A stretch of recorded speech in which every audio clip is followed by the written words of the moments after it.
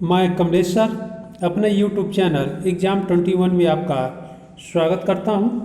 इस भाग में हम लोग मॉडर्न इंडिया के महत्वपूर्ण टॉपिक यूरोपीय कंपनियों का भारत में आगमन के क्रम में ब्रिटिश ईस्ट इंडिया कंपनी को देखेंगे। हम लोग ब्रिटिश ईस्ट इंडिया कंपनी से तात्पर्य है अंग्रेज़ों को देखेंगे, इंग्लिश कंपनी को देखेंगे और इससे संबंधित महत्वपूर्ण प्रश्न को हम लोग देखेंगे जो आपके exam Uttar Pradesh GIC lecturer and TGT, PGT अथवा एलटी ग्रेड के एग्ज़ाम के लिए बहुत ही इम्पॉर्टेंट होंगे।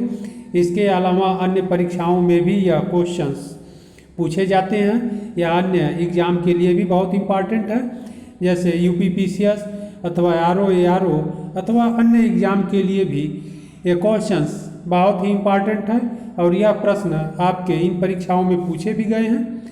तो आइए इन प्रश्नों को हम लोग देखते हैं। तो पहला प्रश्न है, ईस्ट इंडिया कंपनी को बंगाल का पूर्ण स्वामित्व प्राप्त हुआ। तो ईस्ट इंडिया कंपनी को बंगाल का पूर्ण स्वामित्व प्राप्त हुआ। कब प्राप्त हुआ? ऑप्शन ए है 1764 ईस्वी, ऑप्शन बी है 1765 ईस्वी में, ऑप्शन सी है 1766 ईस्वी में और ऑप्शन डी है 1767 ईस्वी में। तो इसका सही आंसर होगा ए 1764 ईस्वी में। और यहाँ पर 1764 ईस्वी से तात्पर्य है कि बक्सर के युद्ध, जो 1764 में बक्सर का युद्ध हुआ, तो बक्सर के युद्ध में ईस्ट इंडिया कंपनी यानी ब्रिटिश कंपनी को अथवा अंग्रेजों की विजय हुई, जिसके कारण बंगाल में उनका पूर्ण स्वामित्व स्थापित हो गया। तो इसका सही आंसर होगा ए। अगले प्रश्न की ओर हम लोग चलते हैं। अगला प्रश्न है, बंबई पुर्तगालियों से 1661 ईस्वी में दहेज में किसे मिला? ऑप्शन ए है ब्रिटिश सम्राट चार्ल्स द्वितीय को, ऑप्शन बी है जमोरिन कालीकट के शासक को, ऑप्शन सी है इंग्लैंड की महारानी एलिजाबेथ को और ऑप्शन डी है महारानी विक्टोरिया को। तो इसका सही आंसर होगा ए ब्रिटिश सम्राट चार्ल्स द्वितीय को दहेज में मिला था पुर्तगालियों से। अगले प्रश्न की ओर हम लोग बढ़ते हैं। अगला प्रश्न है, ईस्ट इंडिया कंपनी की प्रथम फैक्ट्री अथवा आब्लिक है व्यापारिक केंद्र स्थापित की गई थी। ऑप्शन ए है गोवा, ऑप्शन बी है सूरत, ऑप्शन सी है पांडिचेरी और ऑप्शन डी है मद्रास। तो इसका सही आंसर होगा बी सूरत में, क्योंकि गोवा में यहाँ फर्स्ट पूछ रहा है, तो फर्स्ट कंपनी गोवा में नहीं स्थापित हुई थी, पांडिचेरी नहीं था, मद्रास नहीं था, इसलिए इस ऑप्शन में सूरत सही है। और यह आपके exam GIC lecturer and PGT के एग्जाम में पूछे भी गए हैं। बहुत इंपॉर्टेंट क्वेश्चन है, सब आपके एग्जाम में आए हुए हैं। तो इन क्वेश्चंस को अच्छे से रिवीजन आप लोग कर लीजिए कि एग्जाम में गलत ना हो। अगला क्वेश्चन है, अंग्रेजों ने पहली फैक्ट्री आब्लिक व्यापारिक केंद्र भारत में कहाँ बनाई? ऑप्शन ए है मद्रास, ऑप्शन बी है कालीकट, ऑप्शन सी है हुगली और ऑप्शन डी है सूरत में। तो इसका सही आंसर होगा डी सूरत में। अगले प्रश्न की ओर हम लोग बढ़ते हैं। अगला प्रश्न है, उस अंग्रेज अधिकारी का नाम बताइए जिसने चंद्रगिरी के शासक से वर्ष 1639 में मद्रास पट्टे पर लिया था। ऑप्शन ए है सर जॉर्ज ऑक्सिंडन, ऑप्शन बी है फ्रांसिस डे, ऑप्शन सी है सर थॉमस रो और ऑप्शन डी है सर जॉन चाइल्ड। तो इसका सही आंसर होगा बी फ्रांसिस डे। अगले प्रश्न की ओर चलते हम लोग। अगला प्रश्न है,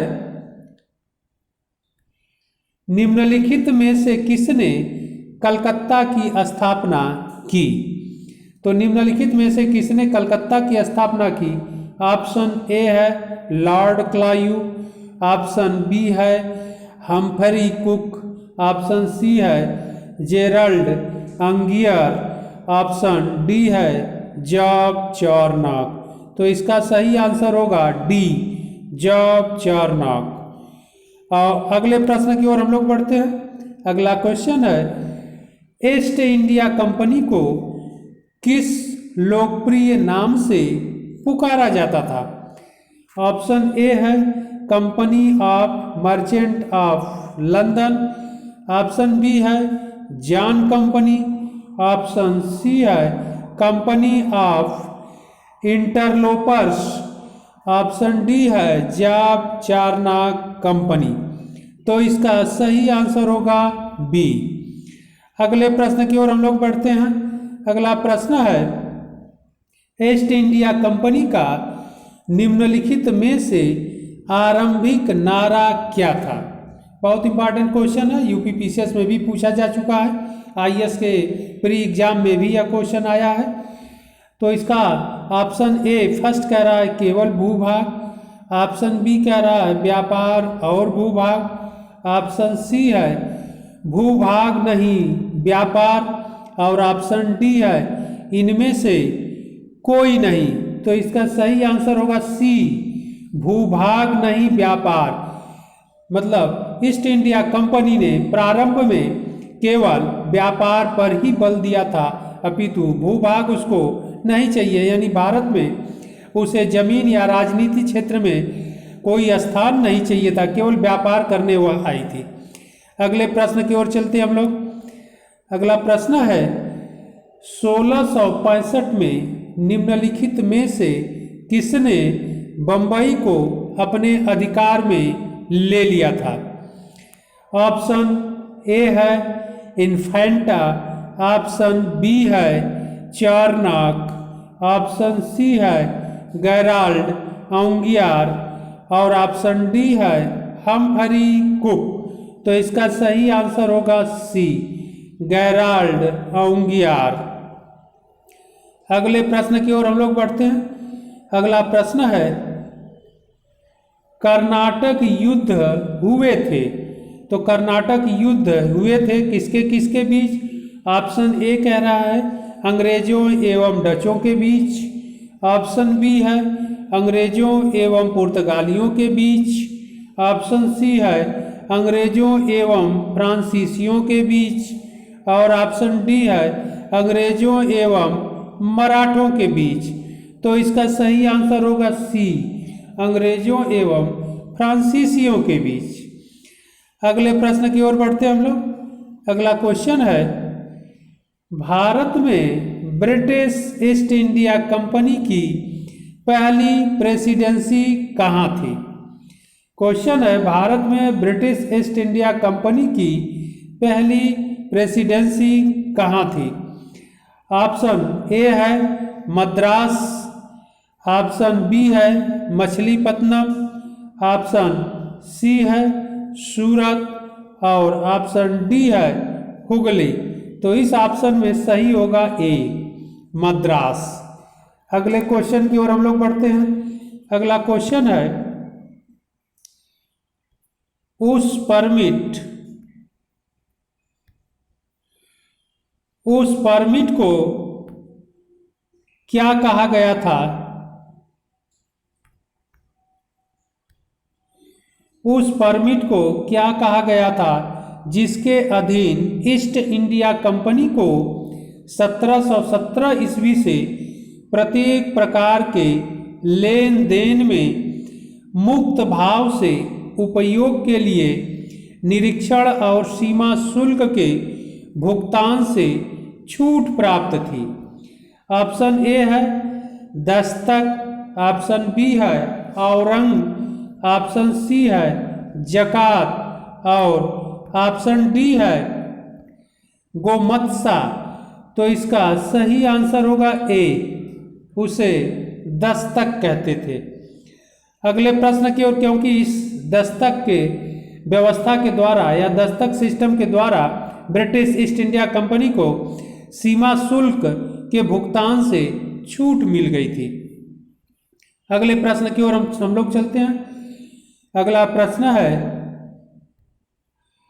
निम्नलिखित में से घटनानुसार कौन सा विकल्प बढ़ते क्रम में सत्य है? बढ़ते क्रम में सत्य देखना है हमें। ऑप्शन ए है बक्सर का युद्ध, इसके बाद आता है प्लासी का युद्ध, इसके बाद आता है वांडीवास का युद्ध। तो बक्सर का युद्ध 1764 में हुआ था और प्लासी का 1757 में हुआ था। तो कह रहा है कि निम्नलिखित में से घटनानुसार कौन सा विकल्प बढ़ते क्रम में है? तो ये तो बढ़ते क्रम में नहीं है, इसलिए नहीं है कि बक्सर का युद्ध पहले आ गया 64 में हुआ और प्लासी का 1757 में बाद में हुआ है। तो कह रहा है, आपको क्वेश्चन कह रहा है बढ़ते क्रम में, तो या तो बढ़ते क्रम में नहीं है, तो यह क्वेश्चन गलत हो, ऑप्शन गलत हो गया। बी को हम लोग देखते हैं, वांडीवास का युद्ध, फिर बक्सर का युद्ध, फिर प्लासी का युद्ध। बक्सर का युद्ध 1764 में, इसके बाद प्लासी का 1757 में, तो यह भी बढ़ते क्रम में नहीं हुआ। बी भी नहीं हुआ बढ़ते क्रम में। सी को हम लोग देखते हैं, प्लासी का युद्ध, वांडीवास का युद्ध और बक्सर का युद्ध। तो प्लासी का युद्ध 1757 में हुआ, वांडीवास का युद्ध 1759 में हुआ 59 में, और बक्सर का युद्ध 1764 को हुआ। तो यह क्रम सही दिख रहा है, सी। ऑप्शन डी को भी देख लेते हैं। बक्सर का युद्ध पहले दे दिया 64 में, इसके बाद वांडीवास का युद्ध 1759 दे रहा है और फिर लास्ट में प्लासी का युद्ध 1757 दे रहा है। तो डी भी क्रम से बढ़ते क्रम में नहीं है, इसलिए इसका सही आंसर होगा सी। प्लासी का युद्ध 1757 सबसे पहले, इसके बाद वांडीवास का युद्ध 1759, इसके बाद फिर लास्ट में आ जाता है बक्सर का युद्ध 1764। तो बढ़ते क्रम में यही ऑप्शन आंसर आपका सही है, सी। अगले प्रश्न की ओर हम लोग बढ़ते हैं। अगला प्रश्न है, ब्रिटिश ईस्ट इंडिया कंपनी ने भारत में व्यापार पर अपना एकाधिकार कब खो दिया? क्वेश्चन है, ब्रिटिश ईस्ट इंडिया कंपनी ने भारत में व्यापार पर अपना एकाधिकार कब खो दिया? ऑप्शन ए है 1798, ऑप्शन बी है 1813, ऑप्शन सी है 1833 और ऑप्शन डी है 1853। तो इसका सही आंसर होगा बी 1813। और यह आपके एग्जाम टीजीटी में भी पूछा गया है और यह यूपी पीसीएस में भी क्वेश्चन पूछा जा चुका है, आरओ में भी क्वेश्चन आया है, बहुत इंपॉर्टेंट क्वेश्चन है। अगले प्रश्न की ओर हम लोग पढ़ते हैं। अगला प्रश्न है, ईस्ट इंडिया कंपनी को सुनहला फरमान यानी गोल्डन फरमान कब प्राप्त हुआ? क्वेश्चन है, ईस्ट इंडिया कंपनी को सुनहला फरमान यानी गोल्डन फरमान कब प्राप्त हुआ? ऑप्शन ए है 1632 में, ऑप्शन बी है 1651 में और ऑप्शन सी है 1668 में और ऑप्शन डी है 1717 में। तो इसका सही आंसर होगा ए। ईस्ट इंडिया कंपनी को सुनहला फरमान कब प्राप्त हुआ? 1632 ईस्वी को। बहुत इंपॉर्टेंट क्वेश्चन है, आपके पीजीटी एग्जाम में भी पूछा गया है, अन्य परीक्षाओं में भी यह क्वेश्चंस पूछा जा चुका है, तो आप लोग बहुत अच्छे से देखिए।